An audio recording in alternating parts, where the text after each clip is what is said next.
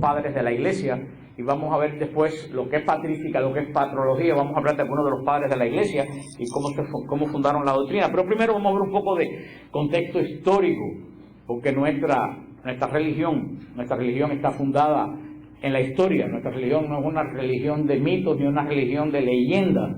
Y muchas veces a nosotros se nos escapa eso. El Dios de nosotros es un Dios que quiso entrar en la historia. Y estos son los datos históricos. Durante el gobierno del emperador romano César Augusto, que así comienza el Evangelio de San Lucas, en tiempos de César Augusto, cuando se acuerdan cuando se anuncia el censo donde María y José, ese censo está en los récords del Imperio Romano, ese censo existió y se sabe de qué época fue el censo ese que María y José tuvieron que ir a Belén, y se tuvieron que empadronar por tribus, y como José era ¿de qué familia? De David, y de David pertenecía a la tribu de Judá, tuvieron que ir a Judá a inscribirse. O sea, la historia de la redención está en la historia del mundo, no es una historia como la hindú, que Krishna bajó de no se sabe dónde y se fue para que ni se sabe, es una cosa histórica. En la época del emperador César Augusto, en la época histórica, fue cuando el ángel del Señor vino a anunciar a María en Nazaret que iba a ser la madre del Mesías. En este Nazaret, durante el gobierno de César Augusto, es donde vive Jesús sus 33 años en Nazaret trabajando. En el año 15 del gobierno de Tiberio César, uno de los emperadores que sucedieron a Augusto, es cuando Jesús comienza a predicar. O sea, Jesús comienza su predicación en el año 15 del reinado de Tiberio César. Es cuando Jesús comienza a esparcir la buena nueva por Galilea. Con su pasión, muerte y resurrección gloriosa, Cristo trae esta nueva posibilidad de salvación al mundo que hasta ese momento no se conocía. A partir de ese momento comienza la expansión del cristianismo en el mundo. El cristianismo es una de las religiones que más se ha expandido en el mundo. Desde el día de Pentecostés, los cristianos se dispersan por todo el mundo a predicar la palabra de Dios. Y la iglesia enfrenta las grandes persecuciones de la historia. La primera persecución con los primeros mártires ocurre en el año 42 de nuestra era. En el año 42 de nuestra era es decapitado Santiago el Mayor, el que está enterrado en Galicia. Es decapitado el apóstol Santiago, aunque ya Santiago Menor había muerto, pero no fue en el medio de una persecución. Aquí es cuando comienza la gran persecución, y muchos discípulos de Cristo huyen a Antioquía, huyen a Alejandría, y algunos llegan tan lejos como llegan a Roma. En los 3 primeros siglos de la vida de la iglesia, cada vez la presencia de la iglesia es mayor en el Asia Menor, en Egipto y en Siria. Increíblemente mucha gente no sabe que la presencia más grande cristiana en el mundo surge en el Asia Menor, en Egipto y en Siria. Hoy todo lo que es área musulmana, esa es el área más floreciente de la iglesia primitiva, que los musulmanes después conquistan y a fuerza de degollar a las comunidades cristianas y masacrar, exterminaron casi todas las iglesias florecientes de todos esos lugares. Por eso Santo Padre lo dijo bien claro cuando la guerra tribuna, que se ponga bravo, que nosotros llevamos cristianismo por la predicación, pero los musulmanes llevan el cristianismo por la espada. Porque si ellos conquistaron esas comunidades cristianas del Asia Menor, de Egipto y de Siria, no fue por predicación, fue degollando a las comunidades cristianas. Si no, ellos no degollan, no convierten a nadie. Eso es una religión que se impone por la fuerza. También habían grandes núcleos cristianos en las ciudades griegas y hasta en España. Habían grandes núcleos en España. Y España iba San Pablo, cuando escribe la carta a los romanos, que nunca llegó a España, pero cuando decía que San Pablo que iba a los confines, a la columna de Hércules, eso era España. ¿Cómo estaba constituida la iglesia? Y desde los primeros tiempos, en cada iglesia local había 2 grupos bien marcados de fieles, como la era el clero y los laicos. Eso desde el comienzo estaba la iglesia bien definida. El clero estaba formado por obispos, presbíteros y diáconos, exactamente igual que ahora. Desde la epístola de Timoteo, pues eso se lee claramente en la escritura. Increíblemente, en los primeros tiempos de la iglesia, los presbíteros eran elegidos por el pueblo. Los presbíteros y los diáconos eran elegidos por el pueblo. Entonces el obispo confirmaba al presbítero y le imponía las manos. Inclusive algunos papas en Roma fueron elegidos por el pueblo. Ambrosio, el gran obispo que convirtió a San Agustín en Milán, Ambrosio era un laico. Ambrosio era un empleado del oficial del Imperio Romano. Y cuando se muere el obispo de Milán, todo el mundo empieza a gritar: Ambrosio obispo, Ambrosio obispo, Ambrosio obispo. Y era un oficial del imperio. Y en ese momento lo ordenaron obispo. Un tremendo lío que lo metieron. Un tumulto que se formó. Dice que, por eso que había un refrán en la antigüedad que decía: Vox Populi, Vox Dei, la voz del pueblo. Cosa que ha cambiado mucho en el último tiempo, porque no creo en el último tiempo que la voz del pueblo sea la voz de Dios. Pero increíblemente las primeras iglesias se reunían en casas particulares. Se reunían las primeras iglesias, no habían templos como ahora, se reunían primero en casas particulares que se convertían en iglesias, y después en las catacumbas.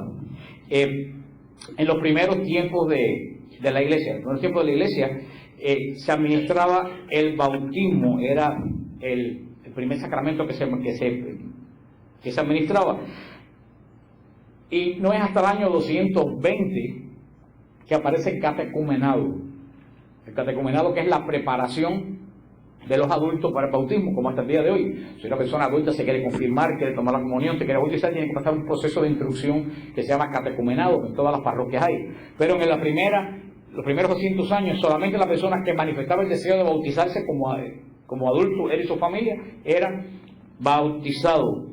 El otro sacramento que se administraba en la iglesia era el sacramento de la Eucaristía. Ya Justino Mártir, en el año 155, en una relación que hace el emperador Adriano, Justino Mártir escribe la misa tal como es hoy. Justino Mártir, en el año 155, dice: el día del domingo nos reunimos temprano en la mañana, se hacen las lecturas, el obispo instruye a los fieles, después los fieles presentan el pan y el vino, el obispo hace la oración, después de la oración todos convocamos, y al final los diáconos le llevan la comunión a los enfermos. Eso es en el año 155, hace 1855 años, exactamente igual como lo seguimos haciendo nosotros todos los domingos. O sea que se administraba el bautismo por profesión de fe, se celebraba la Eucaristía, y también había disciplina penitencial.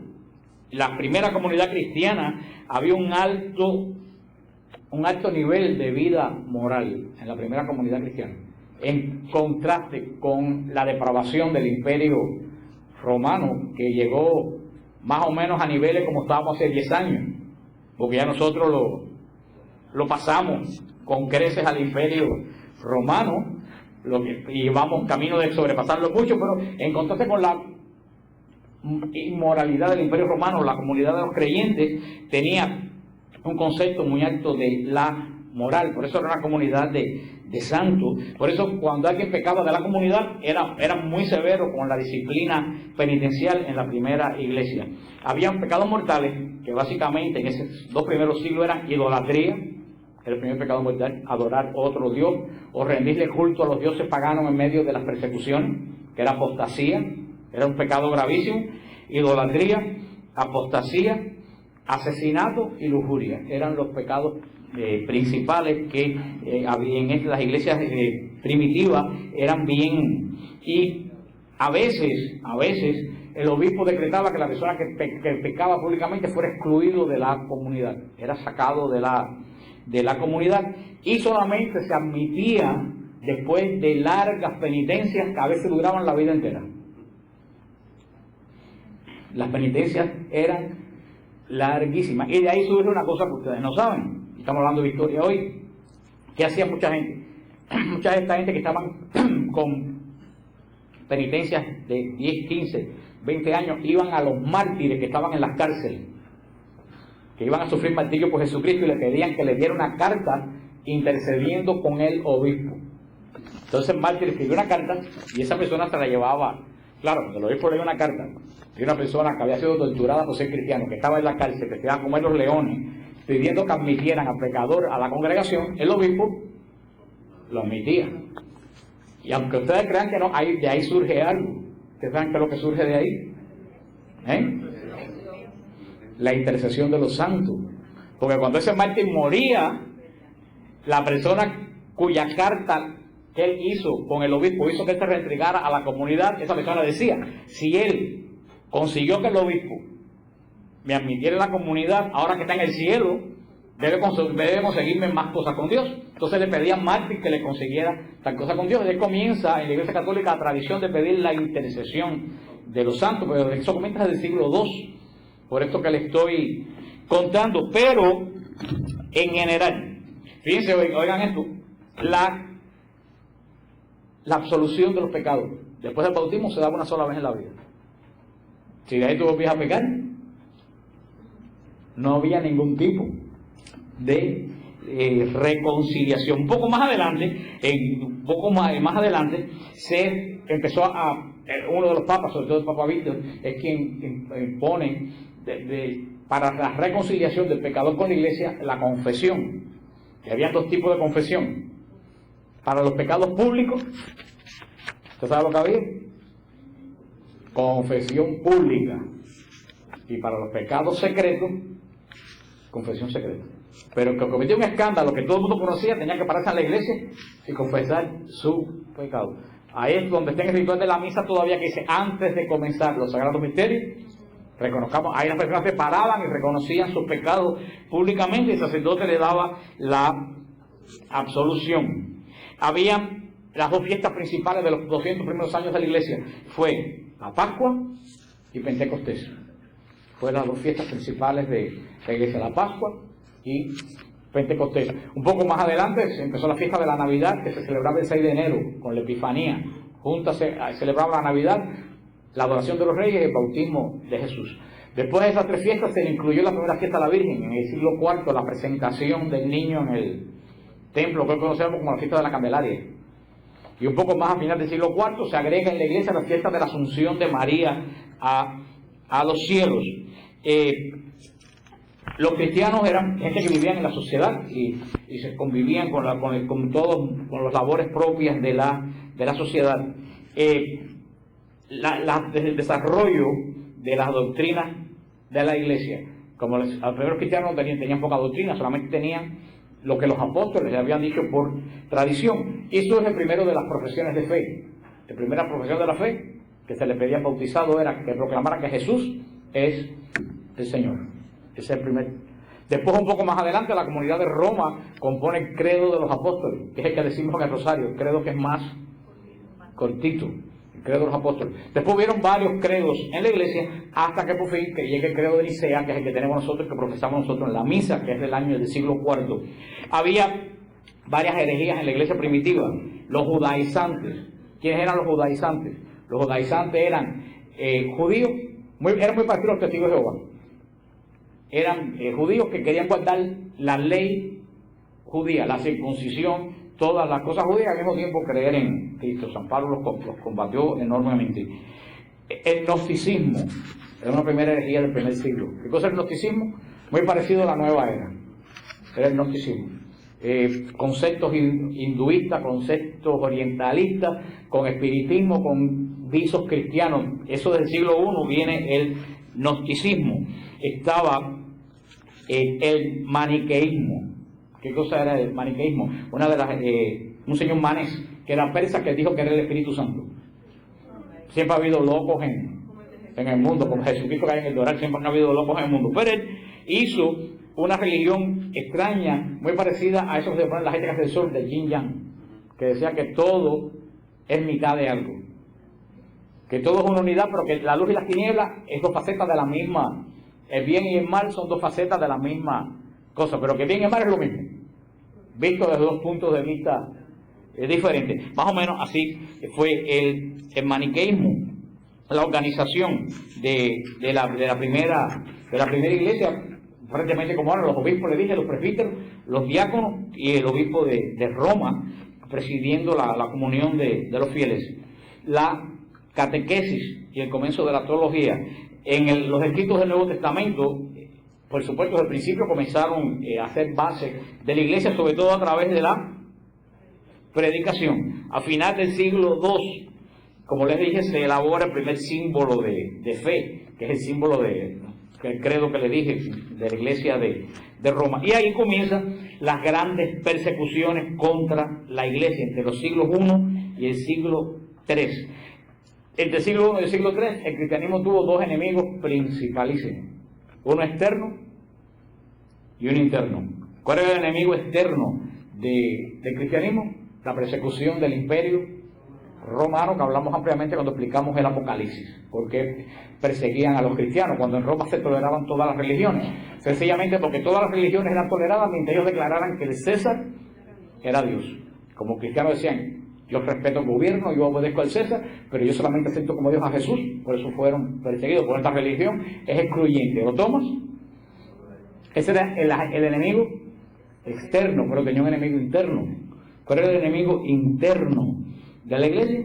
Las herejías, que surgían dentro de la misma iglesia, como el gnosticismo, como el maniqueísmo, como los judaizantes. O sea que eran dos enemigos de la iglesia. Uno, el Estado, y uno interno, las herejías. Fíjense que no ha cambiado nada. Igual que hoy. ¿Cuáles son los dos grandes enemigos de la iglesia hoy en día? El Estado, cuando digo Estado, podemos decir que es el establishment que hay fuera, que es un Estado que no se conoce, pero que dicta normas. Porque, por ejemplo, como ustedes han visto, todo el mundo en la televisión dice Happy Holidays. El otro día hablaste de Holiday Tree. El Holiday Tree. Ya no es Christmas Tree, es Holiday Tree. Entonces tú dices, ¿alguien ha dado la orden que no se diga más Navidad? ¿Ustedes han oído esa orden? El gobierno ha sacado algún decreto diciendo que se prohíba la Navidad. Sin embargo, todo el mundo dejó de decir. Ustedes ven que hay una corriente interna que es el gobierno invisible que gobierna la nación. Porque pregúntense, todavía, si CNN dice Happy Holiday, pero yo que sé, ABC dice Feliz Navidad, y el Canal 23 dice Feliz Navidad, tú dices, ok, pero cuando de buena primera, de un día para otro, hace 3 años, todo el mundo le dejó de decir Feliz Navidad y empezó a decir Happy Holiday, tú dices, bueno, ¿quién dio esa orden? ¿De dónde salió? Todos los carteles de las ciudades, del Doral, de Miami, desapareció la palabra Christmas y apareció Holiday. ¿Quién dio esa orden? No hay ninguna orden. Pues ahí tú ves que hay un Estado invisible, que es el que está haciendo la guerra al cristianismo a través sobre todo de los medios de comunicación. O sea que tenemos un enemigo externo. Y este es más difícil que detectar que el Imperio Romano, porque el Imperio Romano se detectaba porque sabía que era el emperador que perseguía a los cristianos. Pero aquí, ¿quién tú puedes decir que es? ¿A quién tú dices que dio la orden? ¿Quién es el que está detrás de todo esto? Tú no lo encuentras por ningún lado, aunque nosotros sabemos quién es.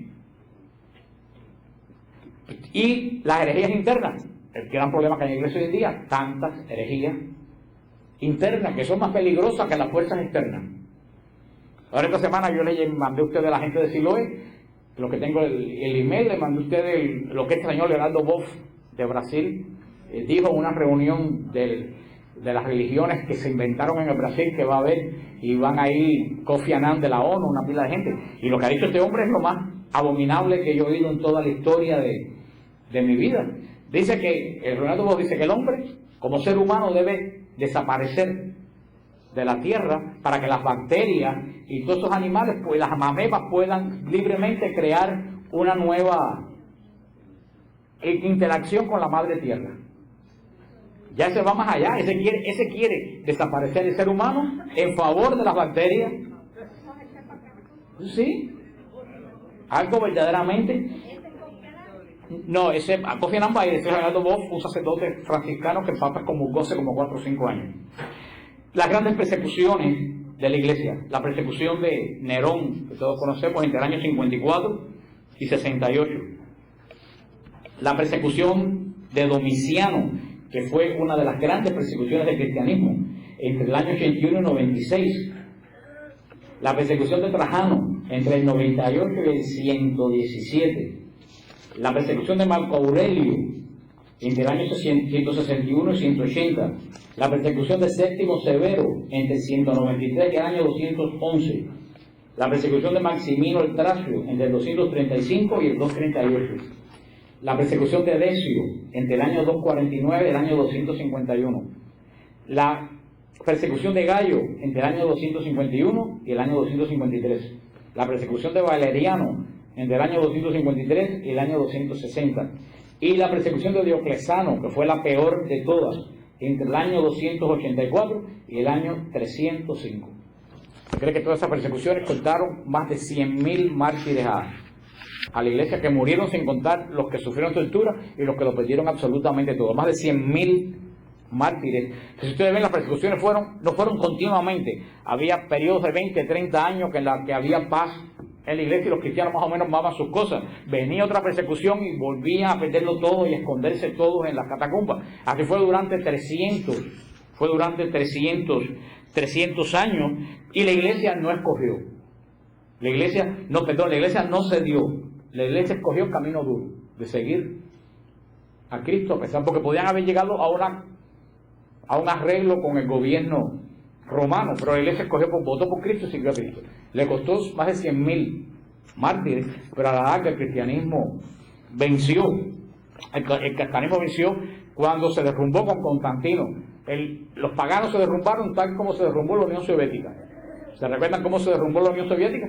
Sin guerra, sin nada. Un día nos levantamos y no había Unión Soviética. Se derrumbó sola. Un día el cristianismo con Constantino, el paganismo con Constantino, en el florecimiento del Imperio Romano, se cayó solito, sin que los cristianos tiraran ni siquiera una piedra.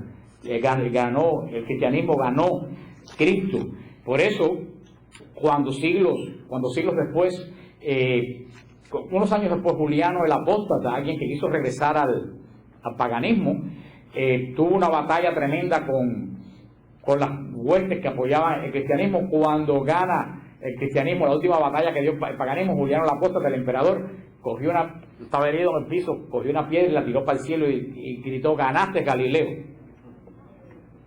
Ahí se murió el paganismo para siempre. Fue el último intento del paganismo de volver a tomar control de la iglesia.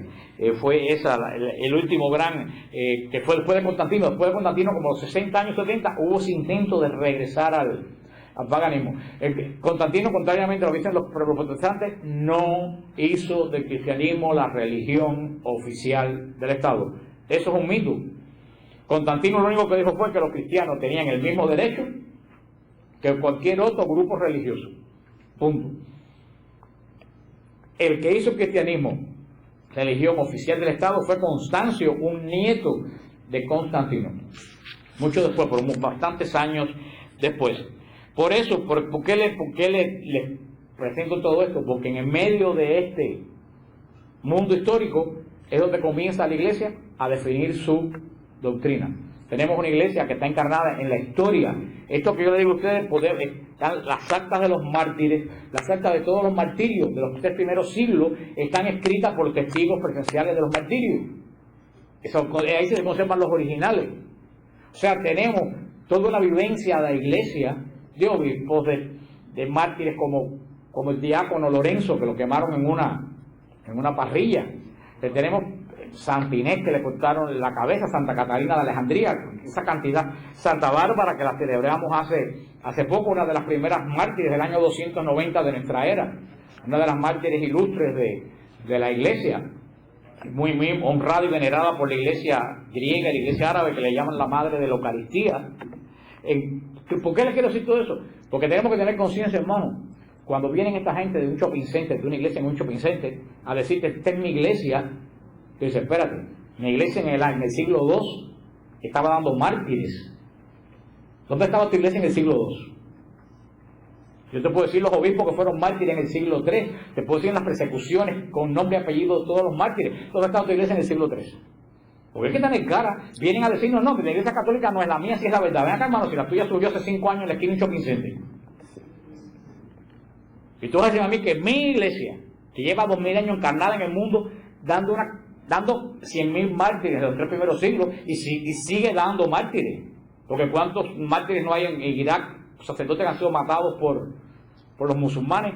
¿Cuántas mártires no hay en Sudán? En Sudán hay más de 60.000 católicos muertos en Sudán en lo que va en el siglo pasado. La iglesia católica sigue dando. Y tú vienes a decirme, y católico se va a confundir y se ve para una iglesia que salió de la cabeza de un pastor un día que se estaba bañando. Porque dice que tuvo una revelación.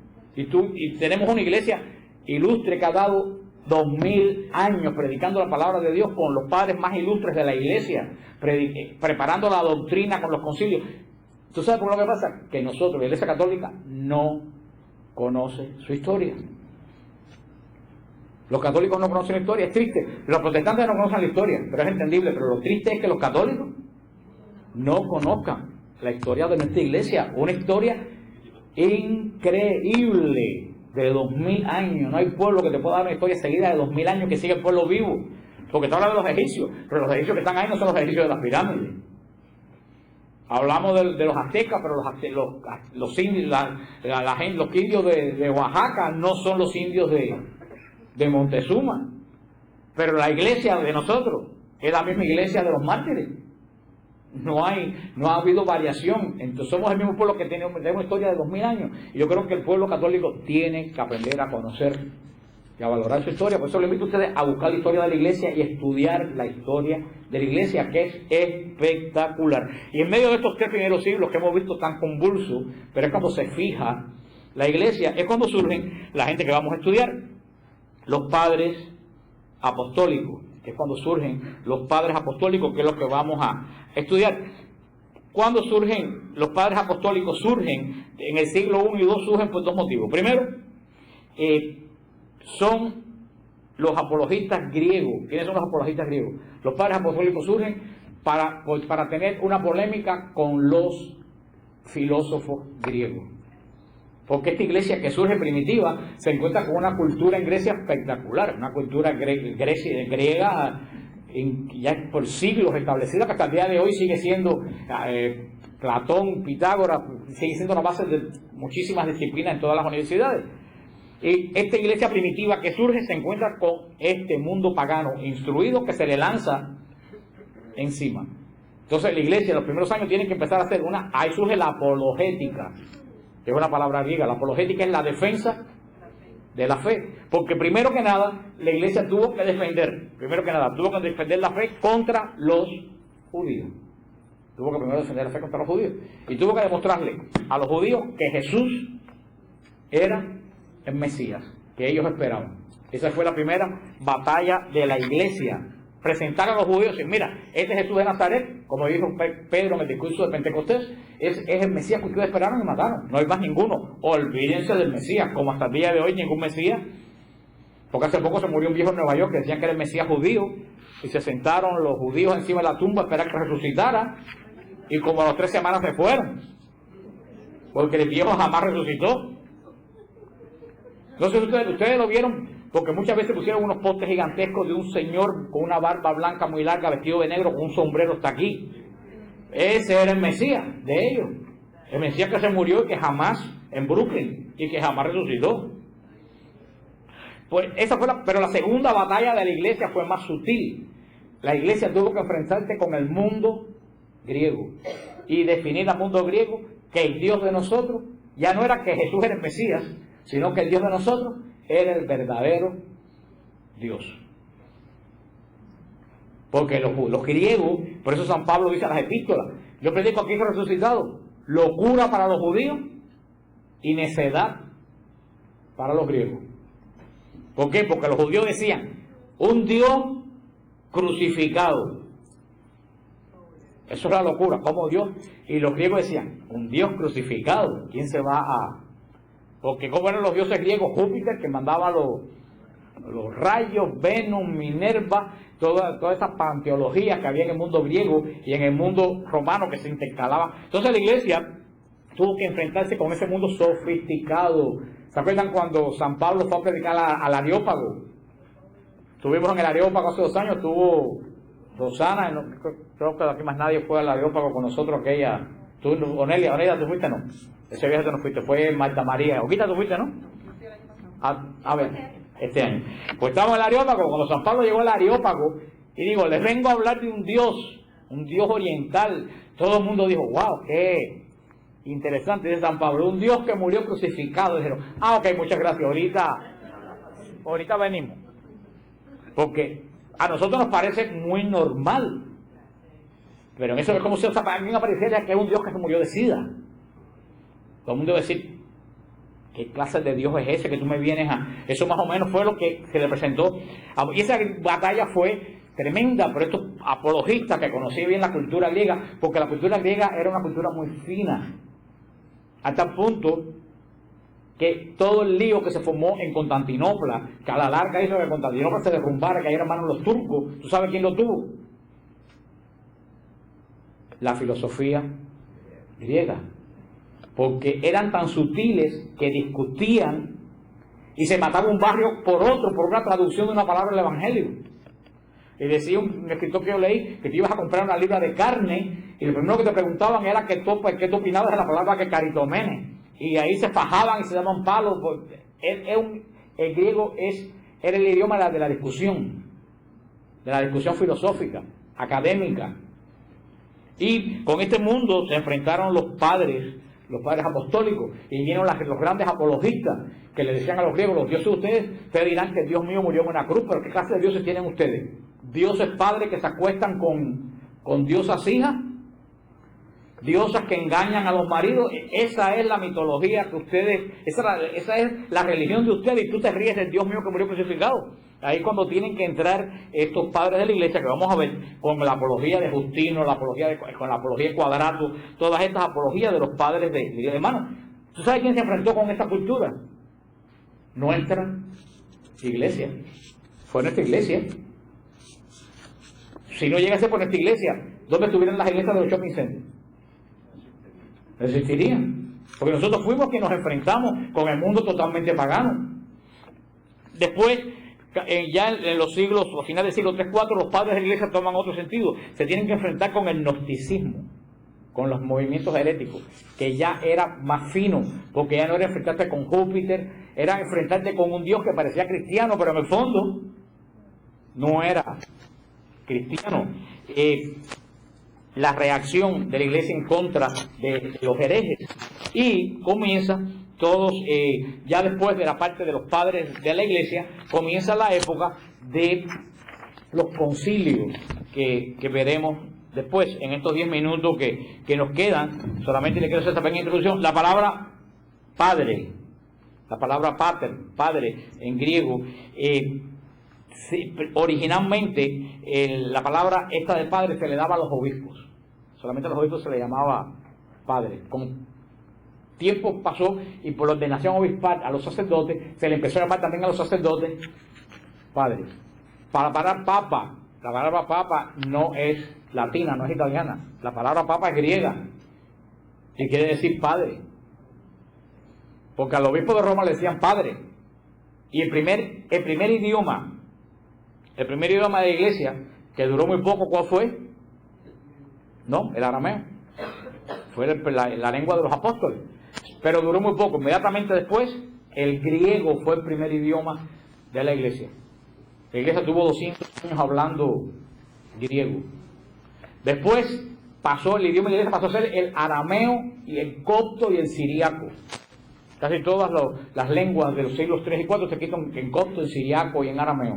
Y también en estos siglos el latín en el Imperio Romano empezó a coger fuerza, y pasó a ser, por último, fue el que se impuso, porque el latín pasó a ser el idioma universal, fue el que se impuso en la iglesia. Por eso, lo que vamos a estudiar en estos días brevemente, tenemos que dividirnos dos: patrística y patrología. Verán, ¿qué palabras más? Patrística y patrología son las dos palabras que vamos nosotros. ¿Qué cosa es la patrología? La patrología es la historia de los padres de la iglesia. La historia, patrología, como el estudio de los padres, su vida, su obra. ¿Qué cosa es la patrística? La patrística es la doctrina de los padres. Entonces, son dos cosas: patrología, la vida, la obra de los padres de la iglesia; patrística, su doctrina, su teología. Es lo que nosotros vamos a... Por eso tienen que saber que hay estas dos variantes, que parece que es lo mismo. Hoy en día, patrística y patrología prácticamente quiere decir exactamente lo mismo. El estudio de todos los padres. Pero si vamos a estudiar, estas son las dos divisiones que vamos a tener nosotros ahora cuando entremos en los padres de la iglesia. En los padres de la iglesia hay una característica tremenda que ustedes la van a ver. Lo que ellos dijeron en el siglo I, el siglo II, en el siglo III, cuando lo leamos se van a dar cuenta que es tan actual como lo que dice Benedicto XVI. Ustedes van a ver que es un idioma, ustedes van a leer y van a decir, esto parece que se escribió ayer. Continúa vivo, la doctrina de la Iglesia continúa vivo. Los padres de la Iglesia son testimonios vivos y privilegiados de la tradición. ¿Por qué? Porque los primeros padres, ¿quiénes fueron los primeros padres? Los que oyeron predicar a los mismísimos apóstoles. San Ignacio de Antioquía oyó predicar a San Pedro.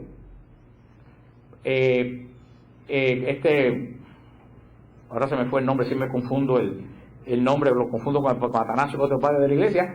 Policarpo oyó predicar a Juan, era discípulo de Juan el apóstol. O sea, esos padres escribieron lo que ellos oyeron hablar. Las otras generaciones de padres, ¿qué fue lo que ellos escribieron y predicaron? Lo que oyeron a esta gente, que oyeron a los apóstoles. ¿Cómo se llama eso? Tradición apostólica. No es tradición inventada, es lo que los apóstoles fueron pasando oralmente hasta que se escribió en los concilios. Vamos a ver después en que formó la doctrina que nosotros conocemos hoy. Cuando veamos los padres nos vamos a dar cuenta de la defensa de la fe que hicieron esta gente y cómo el progreso dogmático de nuestra fe partió de la profesión Jesús es el Señor hasta la fe que tienen hoy todas las iglesias cristianas que provienen de la iglesia católica. Los padres de la iglesia también nos dan un sentido de misterio y de la experiencia de lo divino. Ustedes van a ver que era gente que vivía en el misterio, pero en el misterio de Dios, no en el misterio de sino en el misterio de Dios, en el misterio de lo divino, en el misterio donde el padre de la iglesia llegaba a un punto que hacía así y se paraba. Y él decía, de aquí para allá yo no puedo pasar, de aquí para allá yo solamente me puedo arrodillar. Tenemos que dejar espacio al misterio de Dios, que es lo contrario de hoy. Que hoy en día todo hay que explicarlo, que todo hay que saberlo, que todo hay que verlo, que todo hay que registrarlo. Y por eso San Agustín decía que cuando se desnuda a Dios, lo único que queda es el ridículo de Dios. Hoy en día queremos saber todo de Dios. Y acuérdense que Dios mora en el misterio. Y el hombre sabio conoce de Dios, pero llega un momento que hace así, se para. ¿Y qué es lo único que puede hacer? Arrodillarse, porque de ahí para allá es tierra santa, no puede pasar. Los padres supieron explicar a Dios, pero supieron llegar al momento de decir, ahora yo adoro, ya yo no conozco más con la mente, ahora, porque al principio conocemos a Dios con la mente, pero llega un momento que la mente ya no puede aprender más y encontramos a Dios con el corazón, que es cuando entramos, que eso es lo que muchos cristianos no saben hacer. Muchos cristianos siempre quieren seguir aprendiendo. Y llega un momento que ya tú no sigues aprendiendo, y llega un momento que tú sigues creciendo. Entonces ustedes entenderán lo que yo les quiero decir.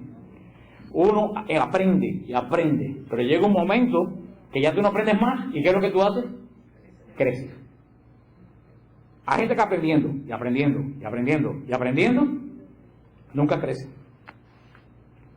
¿Cuánta gente con una mente teologal increíble y miles de doctrinas, cuando tú hablas con ellos espiritualmente, están vacíos, no han crecido? Son un pozo de ciencia, pero a ti espiritualmente no te dicen nada porque no crecieron. ¿No? ¿Sabes lo que les faltó? A las rodillas. ¿Pero sabes por qué muchos teólogos no se arrodillan? Porque son muy soberbios. Porque piensan que como se la saben todas, ellos no tienen más nada que aprender, porque para todo tienen respuesta. Y una de las características del apologista es que nos dan en apologética que los apologistas no tenemos respuesta para todo. Los que leen mi dirección de Madre Angélica muchas veces me preguntan cosas que yo no sé. ¿Cómo tú no sabes? No, yo no sé. Si yo lo supiera fuera Dios, no sé. Yo te puedo decir esto, pero hay cosas de Dios. Ahora, por hay gente que se empeñan y si no lo saben, lo inventan. Y ahí es donde entran las herejías. Las herejías entran cuando tú no tienes respuesta y tú inventas lo que Dios debería de ser. O lo que tu mente te dice que Dios debe. Ahí, no, hermano, llega un momento que tú tienes que decir, yo no sé. Si yo lo supiera todo, yo fuera la cuarta persona de la Santísima Trinidad. Y créanme que no estuviera aquí. Se los puedo asegurar. Yo estoy diciendo lo que los padres de la iglesia supieron entender perfectamente eso. La semana que viene vamos a ver quiénes son los padres de la iglesia. Vamos a ver, que la gente me ha preguntado cuál es la diferencia entre padre y doctor de la iglesia. ¿Por qué el padre de la iglesia es doctores? Vamos a ver cuál es la diferencia. ¿Por qué hay padres y por qué hay doctores? Eso lo vamos a ver la semana que viene. Y después que hablemos de todos los padres, que esta parte primera, ¿qué cosa es lo que va a hacer? Patrología. Después que aprendamos de los padres, ¿en qué vamos a entrar? En patrística. Vamos a leer, vaya, no todo, pero algunos puntos principales de lo que los padres enseñaron, para que ustedes se den cuenta qué doctrina era la del siglo I, la del siglo II y la del siglo III. Pero primero no es patrología.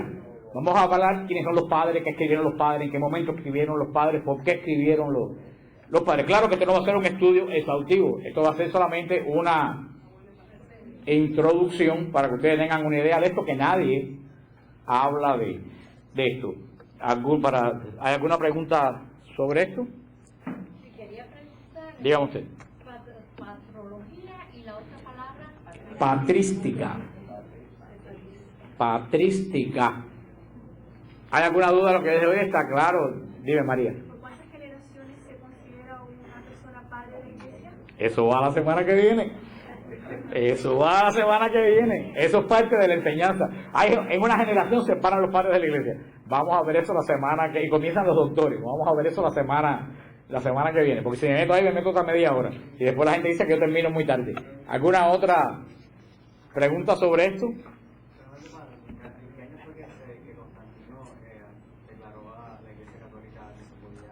En el 315. Sí, fue cuando el edicto de Milán, que habían dos emperadores, Magencio y Constantino, eran dos emperadores. Hicieron un edicto, que en ese edicto de Milán dijeron que todo cristiano tenía el mismo derecho que las demás religiones, que no se podía perseguir a cristianos porque eran Cristo, y que había que devolver a los cristianos todas las propiedades que le habían quitado. No,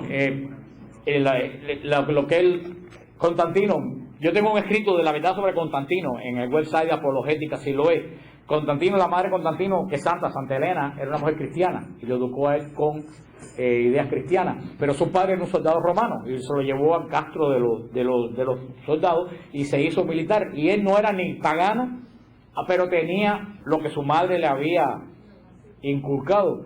Entonces en la batalla del puente Milvio, una de las batallas principales, porque el Imperio Romano se dividió en una fracción, eso es otra historia muy larga, Constantino tuvo un sueño que vio en el cielo una cruz y decía in hoc signo vinci, con este signo vencerás, que no era una cruz, es lo que se llama el lábaro, que es eso que ustedes ven así que no, que es el roque, Cristo, Jesús, Cristus, con una cruz arriba. Entonces eso lo puso donde quitó las águilas romanas y puso eso, lo hizo esa noche de oro y lo puso ahí. Con eso adelante fueron las legiones, y cuando nadie pensaba que iba a ganar, Constantino ganó la batalla en el puente Milvio, y eso fue ahí fue cuando puso todo eso en todos los estandartes de su ejército. Fue cuando conquistó el Imperio Romano, y ahí fue cuando le dio la libertad de culto a la iglesia, a pesar que él no fue católico hasta el momento antes de morirse. Se bautizó un día o 2 días antes de morirse, fue cuando él se bautizó, porque él tuvo una vida bastante turbulenta y él pensaba, como se creía en este momento, que si se bautizaba después más nunca le perdonaban los pecados. Dijo, déjame esperar a última hora, cuando ya yo no tenga ánimo para pecar, para no tener porque él, como emperador de raíz pagana, él siguió siendo pontífice de los colegios paganos, porque era un título que él había heredado. O sea que él no fue totalmente católico. El catolicismo no fue cristianismo, no fue religión oficial hasta 80 o 90 años después, cuando un nieto de él sí declara ya en Constantinopla el cristianismo como religión oficial del Estado, pero no Constantino para nada. En la época de Constantino florecieron todos los templos paganos y el colegio sacerdotal pagano de Roma, igual que siempre. ¿Alguna otra pregunta? Usted dijo que Jesús había comenzado a predicar en el 15, a los 15 años fue cuando él comenzó. A los 30 años cuando Jesús empezó a predicar. Estamos hablando de la época del emperador Tiberio, estamos hablando desde el punto de vista de Roma, no de Jesús. El año que Jesús comenzó a... Parece que Jesús nació con Augusto y después pues comienza a predicar en la época de Tiberio. Jesús muere bajo el imperio de Tiberio, es cuando Jesús muere, bajo siendo Tiberio emperador. Que después lo sucede Calígula, después lo sucede Claudio, después lo sucede Nerón y ya comienzan las persecuciones con Nerón, que ahí comenzaron las persecuciones contra los cristianos. Sobre todo se sabe que Nerón comenzó las persecuciones instigado por su esposa Popea Sabina, porque Popea Sabina era conversa judía. No se había practicado todavía el rito de inmersión del bautismo en el judaísmo, pero era conversa al judaísmo. Y los judíos de Roma enchucharon a Popea contra los cristianos de Roma, y ahí comenzó la persecución de Nerón. Comenzó por el instigamiento de los judíos. Y el Papa pidió perdón por la persecución de los cristianos a los judíos. Pero yo no he oído a ningún judío pedir perdón por las persecuciones de ellos hacia. Y las persecuciones siguen hasta el día de hoy, como lo hicieron a Mel Gibson. Yo no he visto a ningún judío pedir perdón por las persecuciones que ellos nos han hecho. ¿Alguna otra pregunta? Dígame usted. Y ya terminamos con esta pregunta. Yo lo dije, más de 100.000 mártires tuvo la iglesia, más de 100.000 mártires, que se sepa, más de 100.000 mártires inscritos en el catálogo de los mártires a través de las persecuciones de los 300 primeros años nada más. Después los mártires han seguido, y después del año 300, el siglo que más mártir dio a la iglesia fue el siglo XX. Después del siglo IV, el siglo que más mártires dio a la iglesia católica fue el siglo XX, créanlo o no. Ni el siglo VI, ni el siglo IX, ni el siglo X dio tantos mártires, porque aquí no se habla. Pero hay decenas de miles de muertos católicos en las Islas Timor. Hay decenas de muertos católicos en Sudán. Hay decenas de miles de muertos católicos en Egipto. En Rusia millones, en Ucrania millones de muertos en la época de Stalin por ser ortodoxo. O sea, en China ni hablar la cantidad. Pero como son muertos católicos, no cuentan, no son noticias. Porque yo me acuerdo que cuando las Islas Timor mataron casi 70.000 cristianos en las Islas Timor en los años 80 y pico y 90, y eso no fue noticia. En Sudán están masacrando hasta el día de hoy miles de católicos, hasta el día de hoy haciéndolos esclavos, como hace 500 años, y no hay nadie que hable lo que sucede en Sudán, con lo que están dando los maometanos a la iglesia en Sudán, porque eso no es noticia. Ahí le pasa a la gente, si lo ve también, hace poco 5 mártires también, hace poquito, 5 mártires, no sé en qué lugar, que no salió en las noticias. En Indonesia. En Indonesia, ¿cuántos mártires han habido en Indonesia?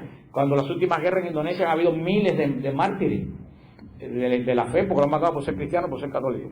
O sea que después tengan eso, después del siglo IV, el siglo que más mártires dio a la iglesia ha sido el siglo XX, para que nadie lo que les voy a decir, como les puse en el email que les pasé, las muertes de los cristianos no es noticia. Tú tiras una pedra a un árabe en el sur de Bangladesh, le tira un cristiano una pedra a un árabe y sale en todos los periódicos, en todas las noticias. Los árabes han arrasado aldeas completas de cristianos coptos en Egipto, y no se ha dicho ni una sola palabra de eso. Vamos a pasar la colecta. Para terminar, en México, ¿cuántos mártires hubieron en México fusilados? Y en España,